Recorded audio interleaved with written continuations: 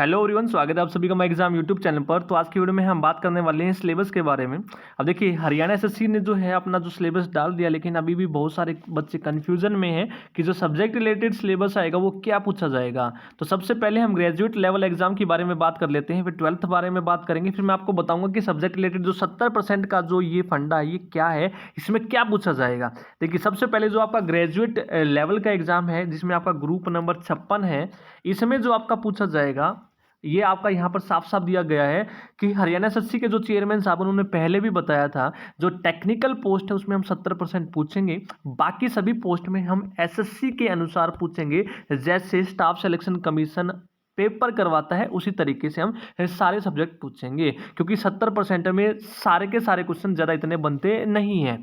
तो देखिए, अब आपको उलझन में जाने की ज़रूरत नहीं है, ठीक है। जो भी आपने देखा होगा यूट्यूब चैनल पे, कोई कुछ बता रहा है, कोई कुछ बता रहा है, बाकी चीज़ें और भी आगे क्लियर हो जाएंगी।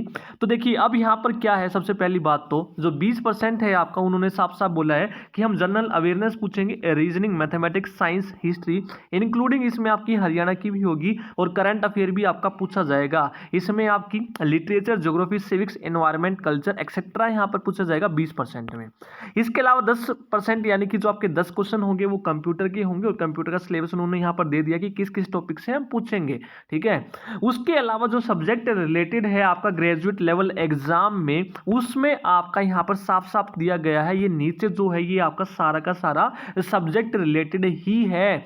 चाहे आप इसमें 20% वाला देख लो कि मैथमेटिक्स में वो क्या पूछने वाले हैं, चाहे वो 70% का हो, तो वो सारा का सारा उन्होंने सिलेबस यहाँ पर दे दिया है कि जनरल इंटेलिजेंस और रीजनिंग से हम ये टॉपिक पूछने वाले हैं। अब देखिए, 20% में क्या वो इतना सिलेबस पूछ पाएंगे? केवल 20 क्वेश्चन के लिए आपको इतना सिलेबस करना बिल्कुल नहीं, 20 + 70 के लिए आप लोगों की ये चीज़ें पढ़नी है। उलझने की जरूरत आपको ज़्यादा नहीं है, और ना ही बाकी चीज़ों पर आपको ध्यान देना है। तो आपको इतने पढ़े लिखे तो आप भी हो कि देख सकते हो कि इतना सारा सिलेबस 20% में बिल्कुल भी नहीं पूछा जाएगा, और ना ही पूछा जा सकता है।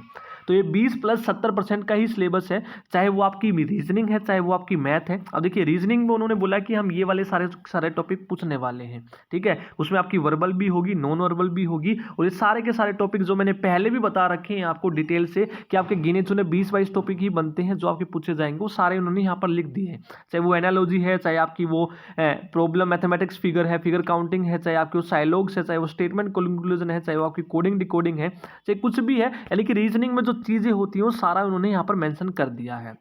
उसके बाद जनरल अवेयरनेस है आपका बी, तो उन्होंने बताया कि जनरल अवेयरनेस से हम ये क्वेश्चन पूछने वाले हैं, और सारी चीज़ें यहाँ पर लिखी है। क्लियर है? यानी कि जनरल अवेयरनेस में आपको सारी चीज़ें पढ़नी है, चाहे वो आपकी हिस्ट्री है, ज्योग्राफी है, चाहे वो आपकी पॉलिटिक्स है, चाहे वो आपकी इकोनॉमिक्स है, वो सारी चीज़ें यहाँ पर पूछने वाले हैं, ठीक है। उसके अलावा आपका कॉन्स्टिट्यूशंस के बारे में उन्होंने बताया है कि ये चीज़ें हम पूछने वाले हैं टॉपिक। क्लियर है? तो इसकी पीडीएफ भी मैं डाल चुका हूँ, वहाँ से देख लेना, एक बार पढ़ लेना कि कौन कौन से टॉपिक आपको पढ़ने हैं। यदि मैं डिटेल से पढ़ाऊंगा तो ज़्यादा कोई ज़रूरी नहीं है कि इतनी लंबी बनाने का वीडियो, कोई फ़ायदा भी नहीं है, ये तो आप देख के भी कर लेंगे, ठीक है। मेन मोटिव था ये वीडियो बनाने का कि 70% ही है आपका ये सिलेबस जो आपका ग्रेजुएट लेवल का। उसके अलावा मैथमेटिक्स में उन्होंने सारे के सारे टॉपिक दे दिए कि जो जो हम पूछने वाले हैं, चाहे वो आपका अरिथमेटिक है, चाहे वो आपका एडवांस भी यदि वो पूछेंगे तो उन्होंने बता दिया हम प्रिज्म से क्वेश्चन पूछेंगे, कौन से क्वेश्चन पूछेंगे, यानी कि सारी की सारी चीज़ें वो पूछने वाले हैं। मैथ के जितने भी टॉपिक हैं, पहले भी मैंने डिटेल वाली वीडियो बना रखी है, वहाँ से भी देख लेना, सारे टॉपिक यहाँ पर उन्होंने लिख के दे रखे हैं। उसके अलावा आपका हिंदी और इंग्लिश लैंग्वेज का उन्होंने बोल दिया है कि कैंडिडेट एबिलिटी चेक करेंगे टू अंडरस्टैंड की correct English on the basis of comprehension, writing ability. आपके अलावा जो एक्सेट्रा यहाँ पर उन्होंने साफ साफ दे दिया, टेस्ट करेंगे, ठीक है। उसके अलावा इकोनॉमिक्स एंड गवर्नेंस में जो ये पूछने वाले हैं, जैसे सीएजी हो गया आपका इंडिया का और हरियाणा का। उसके अलावा फाइनेंस कमीशन हो गया, उसका रोल क्या है, बेसिक कंसेप्ट पूछेंगे इकोनॉमिक्स के, और माइक्रो इकोनॉमिक्स, यानी कि यहाँ पर इन्होंने इकोनॉमिक्स के टॉपिक यहाँ पर डाल दिए हैं। Theory of demand and supply, ये इकोनॉमिक्स के ही टॉपिक है। प्रोडक्शन का, हरियाणा की इकोनॉमी पूछेंगे। ये सारे के सारे टॉपिक आप देख लेना एक बार, ठीक है। 1 घंटे की वीडियो बनाने का ना तो कोई तुक बनता है और ना टाइम वेस्ट करने का। उसके अलावा रूरल आपकी मार्केटिंग है, उसमें उन्होंने बताया कि ये क्या क्या पूछने वाले हैं, टॉपिक यहाँ पर दिए हैं, ठीक है। उसके बाद है आपका इंश्योरेंस के बारे में बताया कि ये चीज़ें वो पूछने वाले हैं। इसके अलावा इन्वायरमेंटल स्टडीज़ है, डिजास्टर मैनेजमेंट के अंदर टॉपिक इन्होंने दे दिए हैं कि ये टॉपिक आप लोगों को पढ़ने हैं, ठीक है। इन्वायरमेंटल स्टडीज़ के बारे में, रिसोर्सेज के बारे में, फॉरेस्ट रिसोर्सेज के बारे में, वाटर के रिसोर्सेज क्या क्या हैं, वो सारी चीज़ें आपको यहाँ पर पढ़नी है, ठीक है। यहाँ पर आप देख सकते हैं, क्लियर है। तो यहाँ पर उन्होंने साफ साफ बोला है कि the weightage as mention against of the syllabus is tentative, यानी कि जो वेटेज है वो टेंटेटिव है, वेरी भी कर सकती है। क्लियर है। अब देखिए सेम इन्होंने जो बताया था 12th लेवल के बारे में भी मैं एक बार आपको बता देता हूँ। जो आपका 57वां ग्रुप है, जो आपका 12th बेस पर एग्जाम होना है सेकेंडरी लेवल पर, उसमें भी इन्होंने सेम यहाँ पर मेंशन किया है, आप देख सकते हैं।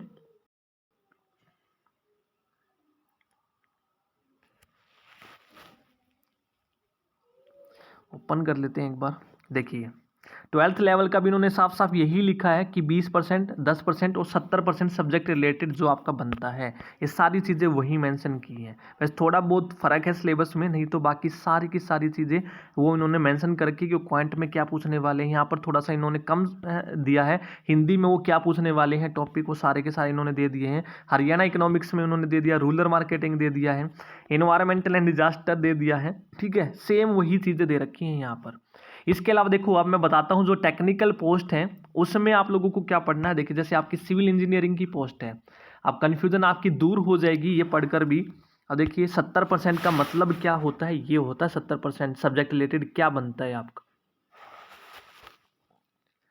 पता नहीं यूट्यूब पे कोई कुछ डाल रहा है कि 20% का सिलेबस। आप देखिए जैसे आपकी टेक्निकल पोस्ट है, उन्होंने बोला कि 20% के अंदर हम ये पूछने वाले हैं, 10% हम कंप्यूटर पूछेंगे, बाकी जो 70% रह गया वो आपका सब्जेक्ट रिलेटेड है। यानी कि जो सिविल में आप पढ़ते हैं, जैसे फ्लूइड मैकेनिक्स आप पढ़ते हैं तो फ्लूइड मैकेनिक्स के ये टॉपिक पढ़ेंगे। ठीक है, स्ट्रक्चरल मैकेनिक्स आप पढ़ते हैं सिविल में तो ये टॉपिक ये पूछने वाले हैं 70% में।